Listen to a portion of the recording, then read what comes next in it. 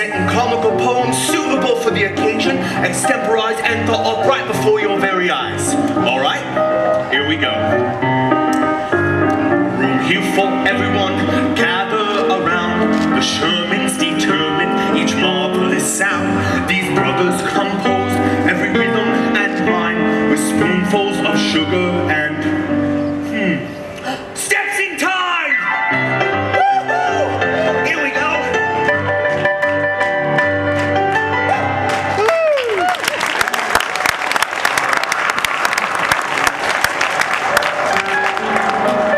Winds in the east, mist coming in, like something is brewing and about to begin. Can't put me finger on what lies in store. I feel what's to happen, it's never happened before. Ladies and gentlemen, boys and girls, please welcome today's special guest, Richard M. Sherman.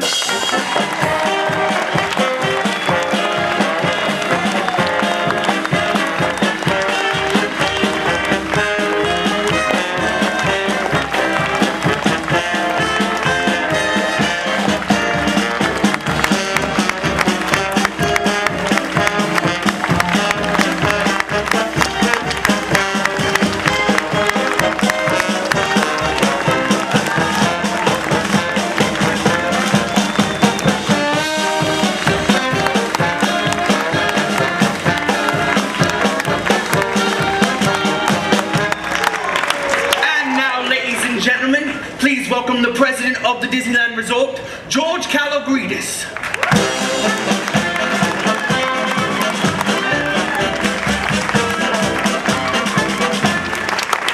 Good morning, everyone, and welcome.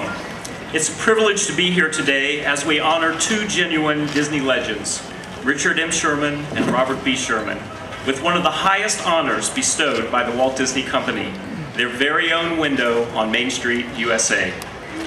Richard, we're so pleased that you can be with us today. And while Robert was not able to make the trip from London, he certainly is here in spirit. Richard and Robert first met Walt Disney in 1960. They arrived at the studio lot on a warm July day to play a song for Walt that they'd written for his upcoming film, The Horsemasters. But before this meeting was over, Walt asked them to write yet another tune, this time for a picture that would be titled The Parent Trap. Over the next 50 years, the Sherman Brothers would go on to write more motion picture musical scores than any other songwriters in the history of film. Walt fondly referred to them as the boys. He valued their talent, their enthusiasm, and their can-do attitude. Whether for film, television, or his theme parks, Walt knew that the Sherman Brothers would create the perfect tunes to underscore his dreams. But perhaps they are best known for their music from Disney's 1964 feature film, Mary Poppins, for which they won Academy Awards for both Best Score and Best Song. 40 years later, a new generation was introduced to this magical music when the Sherman Brothers collaborated with Disney Theatrical Productions on a brand new stage production of Mary Poppins. And here to tell us more about that practically perfect partnership is producer and president of Disney Theatrical Productions, Thomas Schumacher.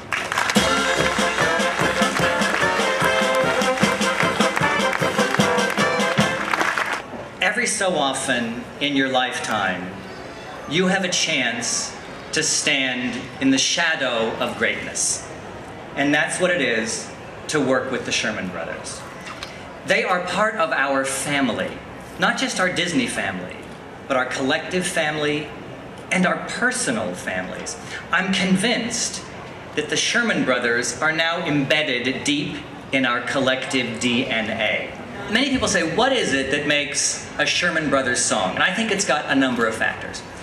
One is, it touches you in the heart. And then, it touches you in the mind. But it sounds like an old friend the first time you hear it. This is a friend of Richard and Robert. This is Marty Sklar.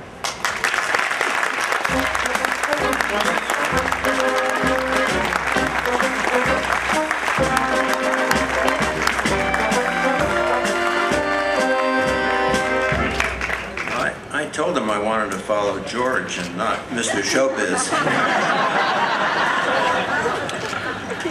So, you're sitting in your office one day when the call comes and you rush to stage A at the Disney studio, just in time to hear a parrot, sounding a lot like Wally Bogue, respond to Walt Disney's question, quote, "What's a four-letter word for what a parrot does on the bottom of its cage?"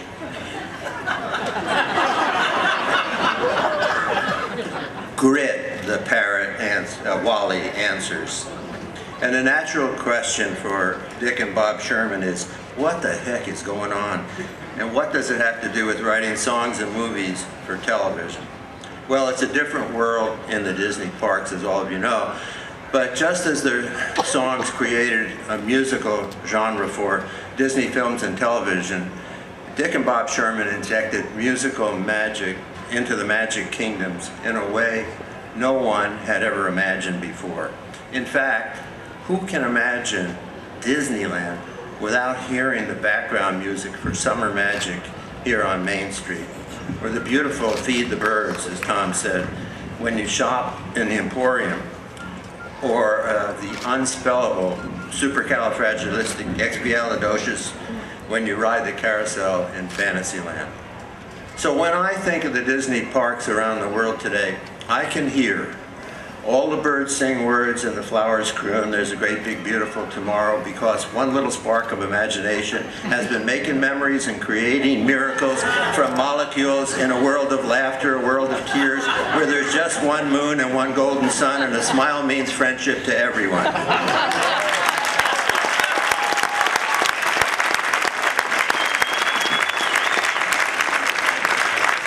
And I'll bet all of you can hear it too.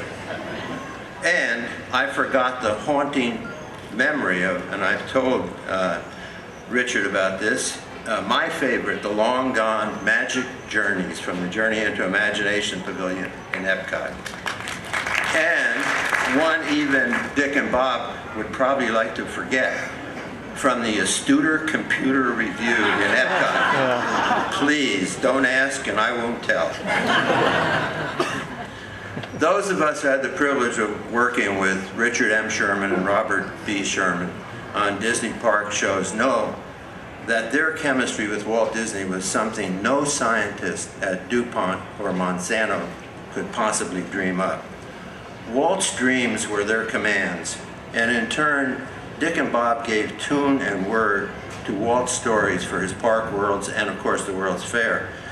Their respect, their love for Walt was never more vocal than in the real words they wrote for that Carousel Progress show. Walt has a dream, and that's the start. He follows his dream with mind and heart. So, you know, it seems so obvious now, but back in the day when the birds first sang words and the children of It's a Small World first sang and danced their way into our hearts, it was all brand new, one of a kind, cutting edge. And two brothers, Richard and Robert Sherman, wrote tunes and words that will last as long as there are Disneylands and worlds somewhere on our truly small planet.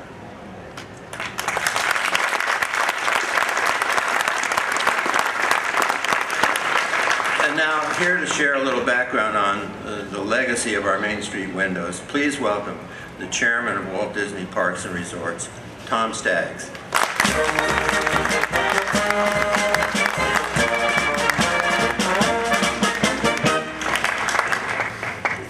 I have no idea what Marty was complaining about. I get to follow two creative legends. I think they were staging this, they said we're gonna need two legends and a suit. Guess who I am? You know, Walt Disney began this tradition of dedicating windows back in 1955. Disneyland was the biggest and perhaps most important creative effort the company had ever undertaken. And Walt wanted to pay tribute to those people who were instrumental in making his dream of Disneyland reality. So he personalized many of the windows along Main Street, USA with their names. Now, throughout the years, we've continued this tradition recognizing those who have gone above and beyond to create the magic only found at Disney parks and resorts. So now it's time for us to unveil the window. And since I'm the suit, I'd like some help. Who better to help us out than the one and only Mickey Mouse?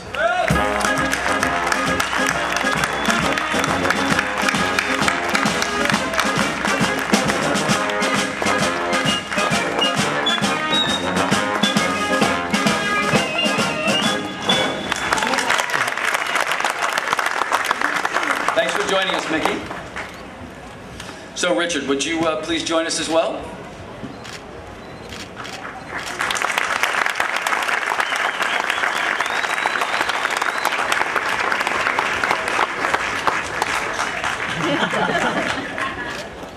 Mickey, are you ready? All right, gentlemen, if you please.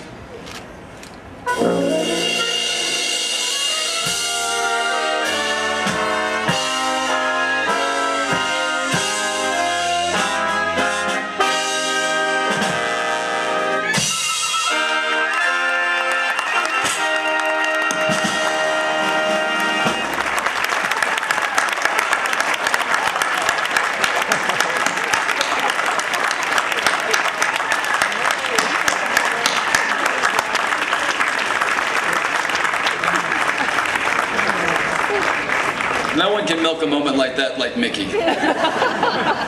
Thanks, Mickey, and congratulations, Richard. So the inscription reads, "Two brothers tune makers, Richard M. Sherman and Robert B. Sherman, proprietors.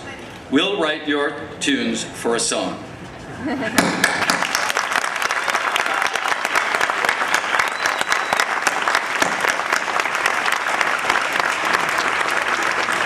So, Richard, as an additional token of our appreciation for your outstanding accomplishments, we've created for each of you and your brother a replica of your window.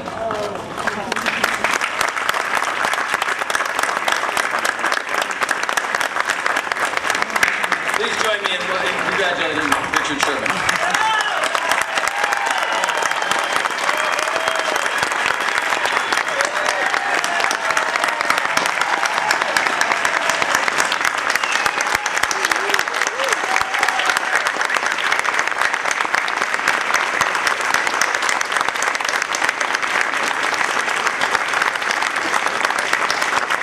And now, Richard, would you like to say a few words?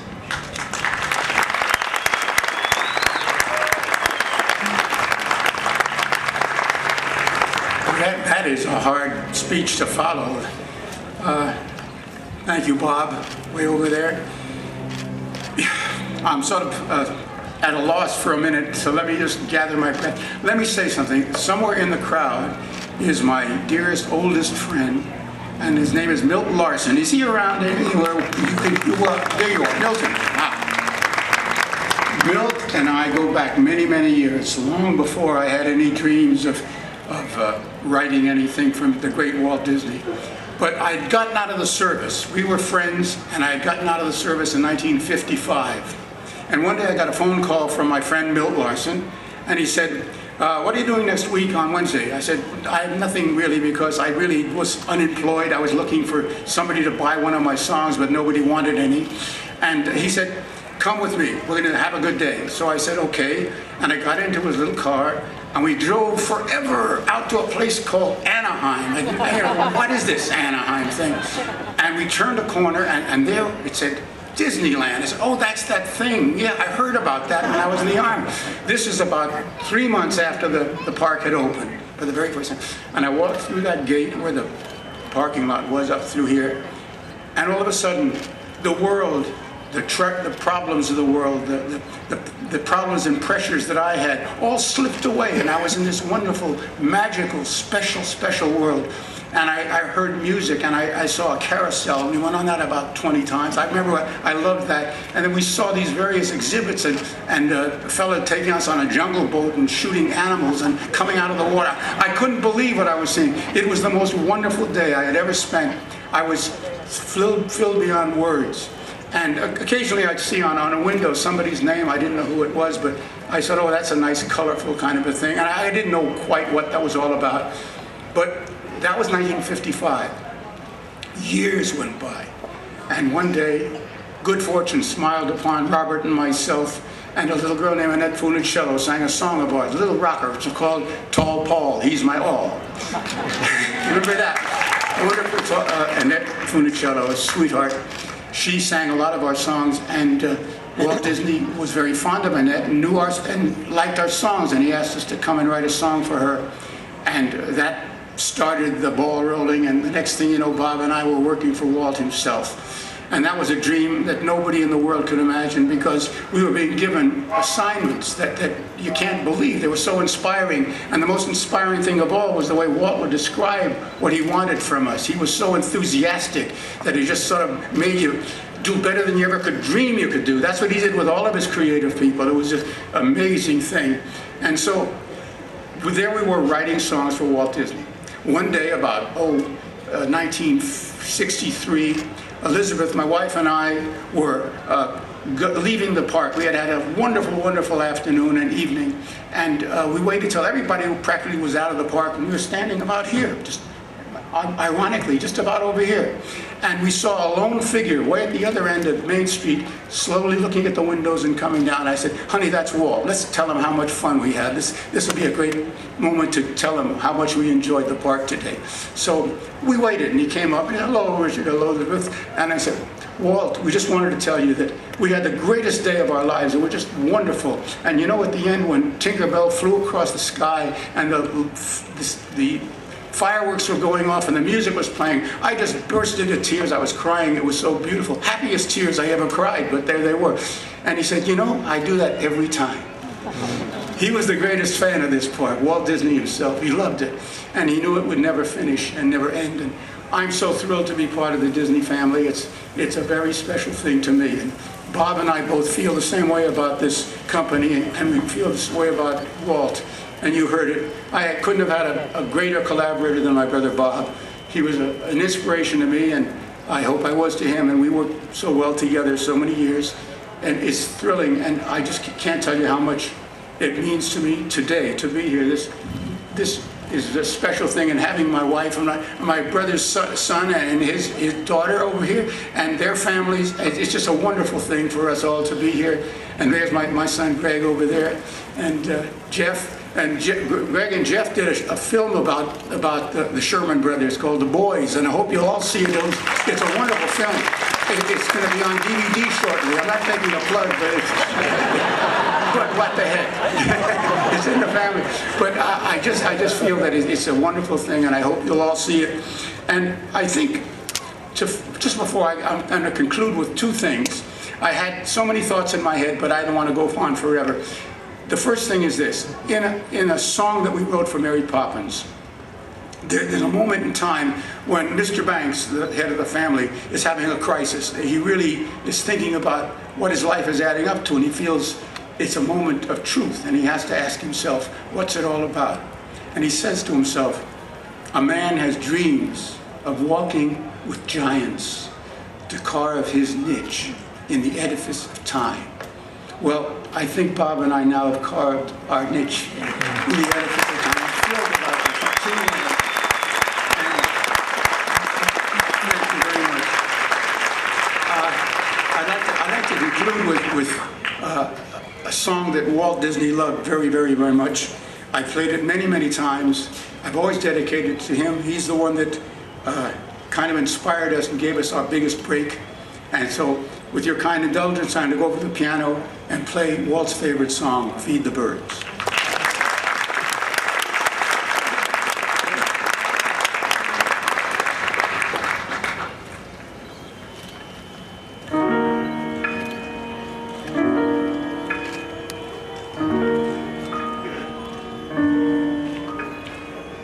Early each day to the steps of St. Paul's, the little bird woman comes.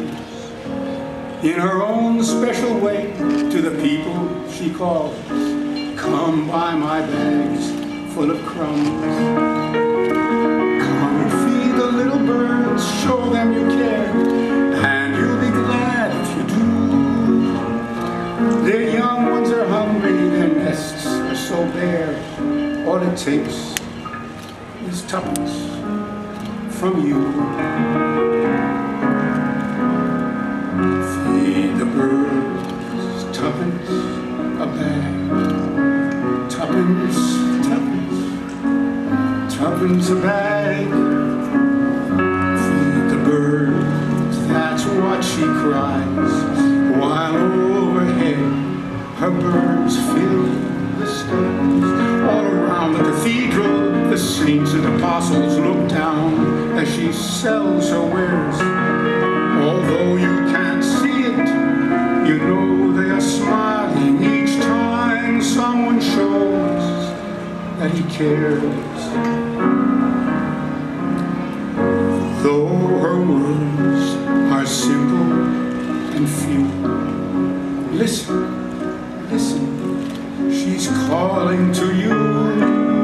Feed the birds, tuppence a bag, tuppence, tuppence, tuppence a bag.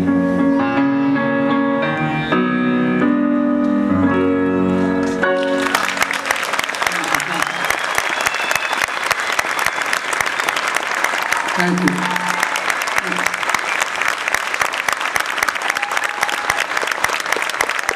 Thank you so very much.